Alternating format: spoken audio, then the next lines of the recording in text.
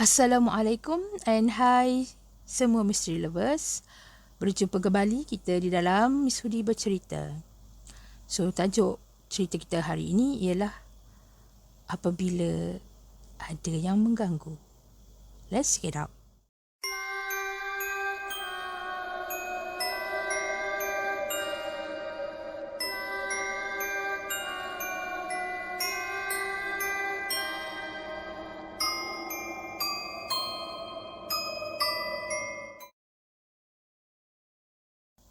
Hai, pernah tak korang tiba-tiba bila duduk sorang-sorang ataupun lalu di satu tempat yang agak gelap ataupun sunyi, tiba-tiba saja bulu tengkuk korang rasa merinding tau, rasa macam seram kan. Tiba-tiba ada rasa chill kat belakang korang tu. Pernah kan? Sebenarnya bila ada perasaan macam tu, kadang-kadang tu bukan mainan perasaan je tau. Itu juga sebenarnya kadang-kadang ada makhluk yang sedang perhatikan korang ataupun cuba untuk ganggu korang. Okay. Jadinya yang aku nak cerita hari ni ialah aku ada satu orang senior dekat sekolah aku ni. Senior aku ni, aku tengok dia seorang yang agak humble tau. Dia pandai, dia ada bakat kepimpinan dan dia seorang yang berani.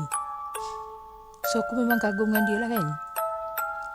Yang paling aku kagum dengan dia tu ialah ada satu bilik dekat asrama aku ni, tak ada siapa berani nak duduk tau dalam bilik tu.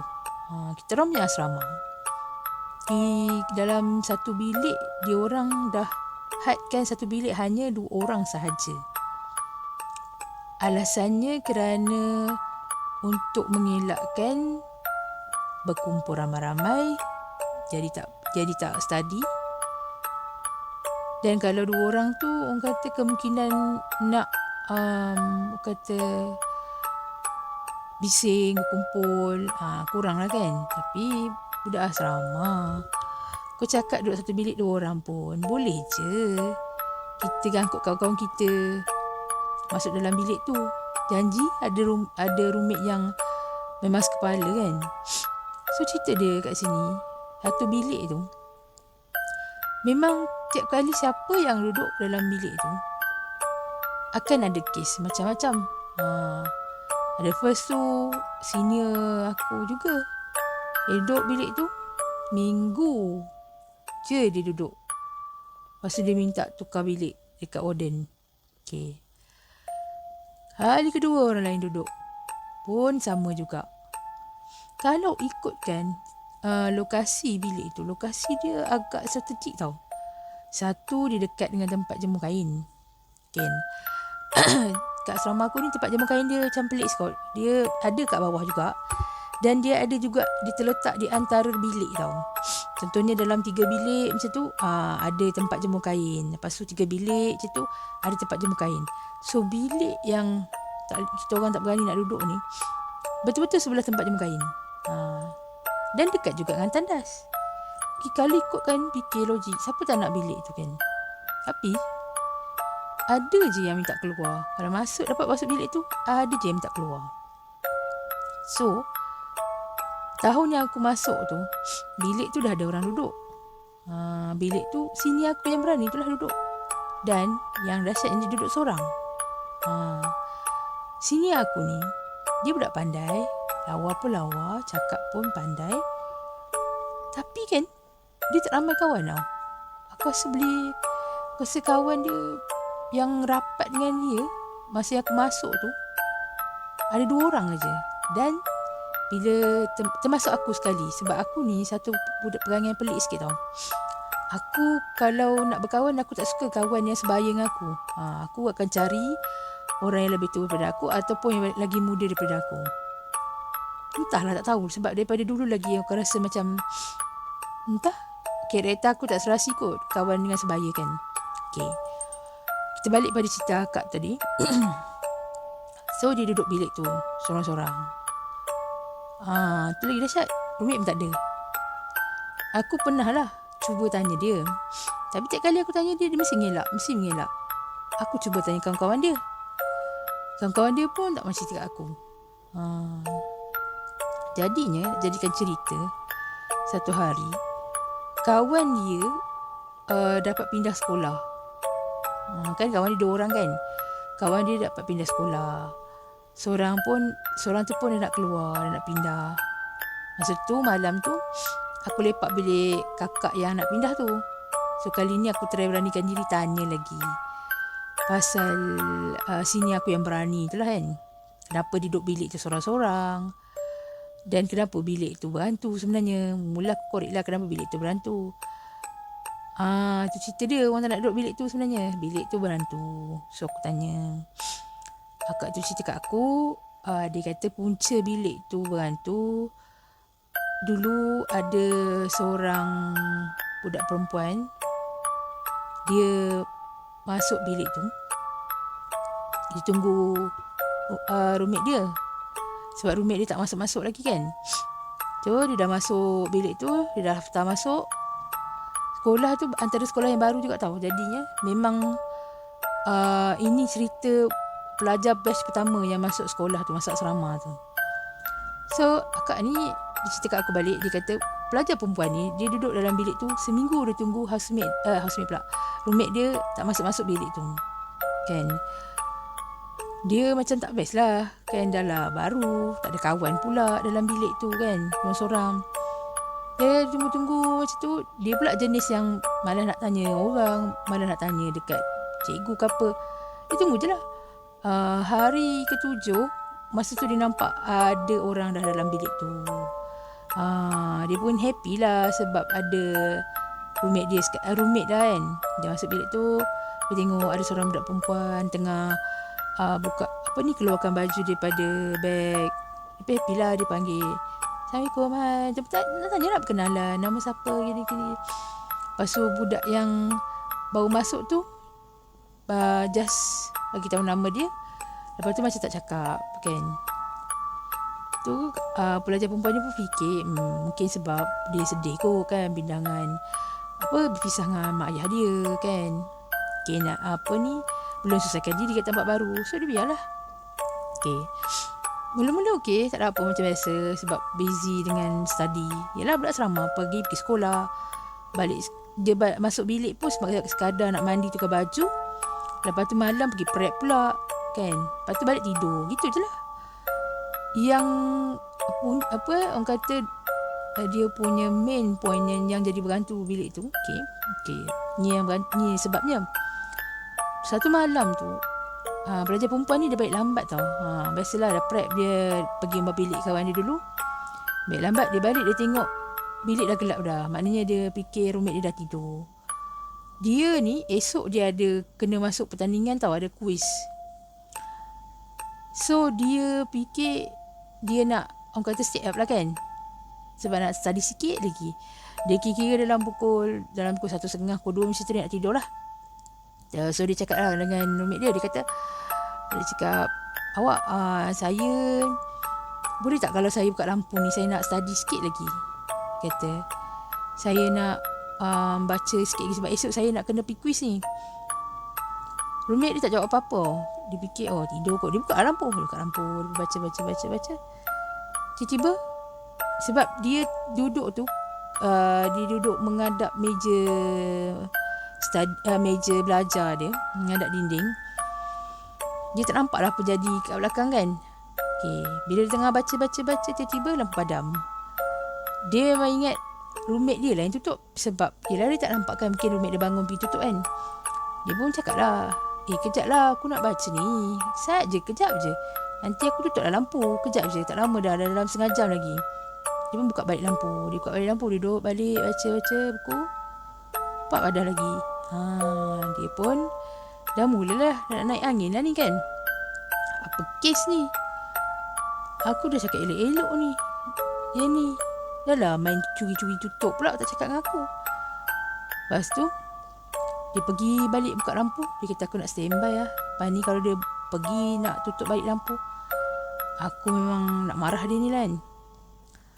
Okay, tak lama lepas tu dia terasa macam nak berpaling. Masa dia paling tu, nampak ada satu bayang-bayang tangan panjang pergi tutup lampu tu. Kalau kau jadi dia, apa yang korang buat? Tentulah korang terus cabut keluar daripada bilik tu.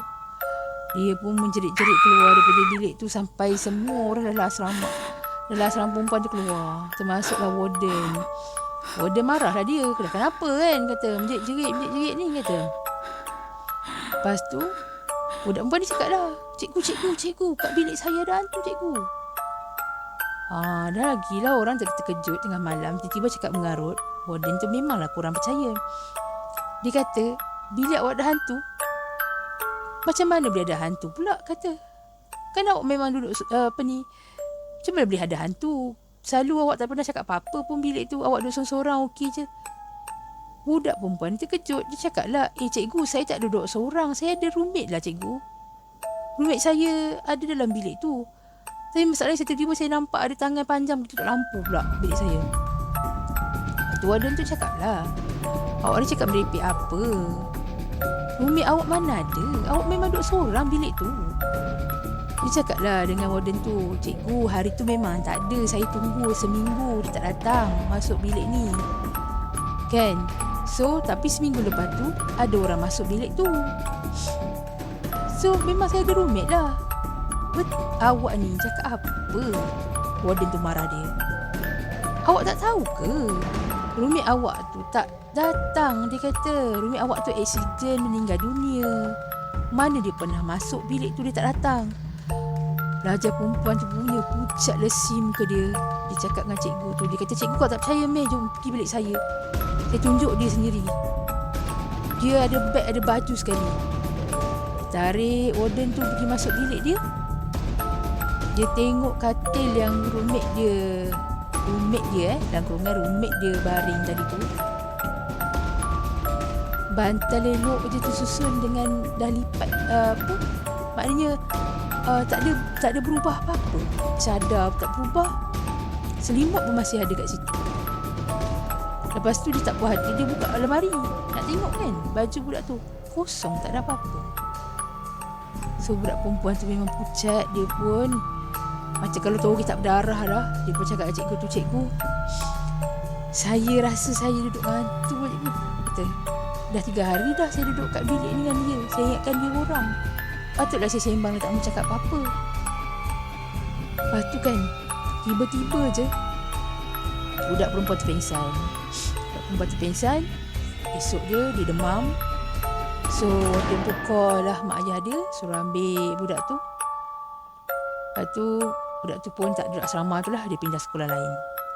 Jadinya sejak daripada bilik tu dikosongkan, memang tak ada siapa yang berani duduk bilik tu. Satu, sebab siapa yang pernah dengar cerita tu. Kedua, ada orang baru yang masuk bilik tu pun, dia memang takkan lama lekat duduk kat bilik tu.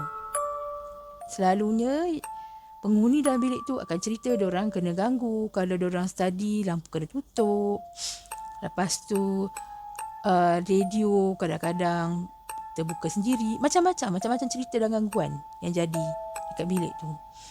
Kan? Pensel hilang.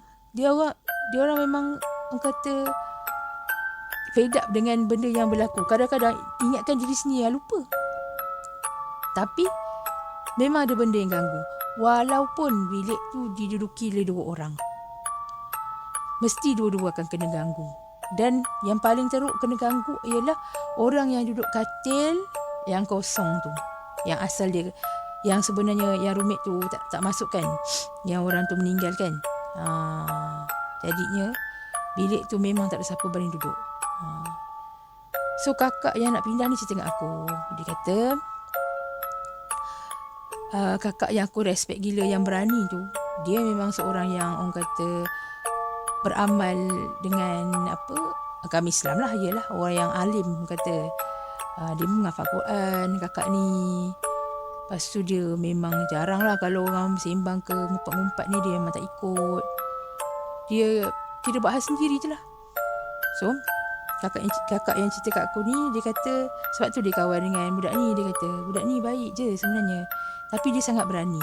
Cakap akak tu pernah cerita kat dia yang masa dia mula-mula masuk bilik tu, memang dia selalu kena kacau. Dia kata kalau dia tengah study, memang betul radio tak cucuk pun dekat plug, tapi tiba-tiba je bunyi. Lepas tu kalau dia menulis, dia baru je pergi tandang kejap, tengok pensel dia hilang. Kadang-kadang buku dia kena koyak-koyak. Cumanya kakak tu selalu kata macam ni je. Dia kata, aku nak belajar, jangan kacau aku. Aku tak kacau kau jangan kacau aku. Macam tu. Lepas tu kakak tu cerita lama-lama benda tu tak kacau dia lah. Cuma ada satu malam tu, yang ni dia bilik dia kena ketuk dengan orang tau. Okey. Di bilik dia ketuk orang. Dia buka pintu. Ada seorang budak perempuan dekat depan pintu tu. Cakap kat dia. Dia kata dia nak try duduk bilik tu, dia kata. Sebab dia pun berani, dia cakap. Dia pun try lah masuk bilik tu, duduk dalam bilik tu. Nah, orang kata nak try apa, buat eksperimen kan. Dia pun masuk bilik tu, duduk dalam bilik tu.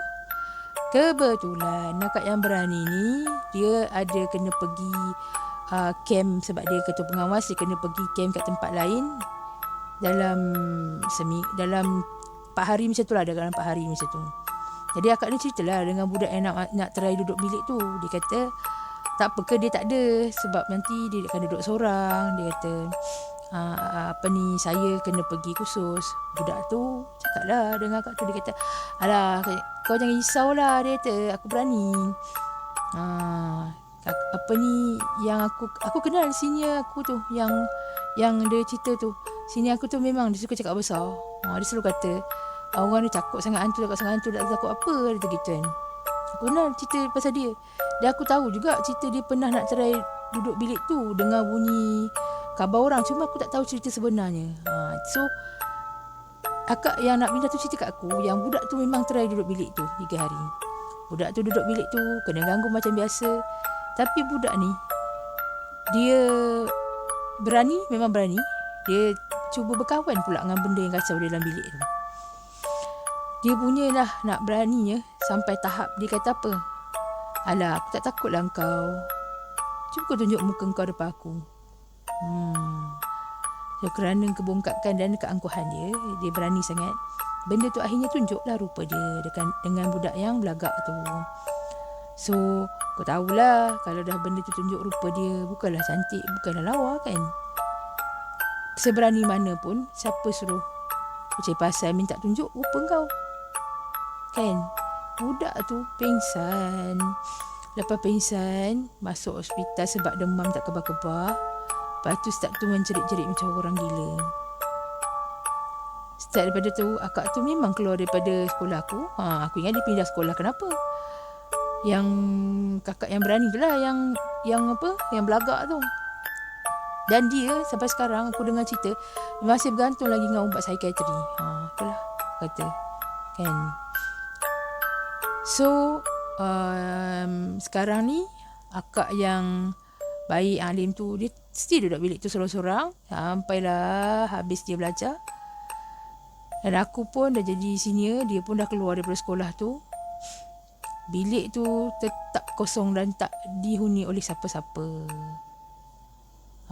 So tak ada dengar cerita apa-apa. Cuma memang betul, bila tiap kali aku lalu bilik tu, aku akan rasa macam ada benda yang perhati aku. Aku rasa bulu tengkuk aku jadi tegak, seram macam kan. Dan bukan aku seorang je, kawan-kawan aku pun cakap benda yang sama. So, tamat cerita kita hari ini. Semoga kita berjumpa lagi di lain kali. Sila like, komen dan subscribe. Jika anda ingin Miss Hudi ceritakan pengalaman anda ataupun cerita anda sendiri, boleh komen di bawah. Dan tinggalkan link apa-apalah untuk Miss Hudi bacakan. Bye, ciao.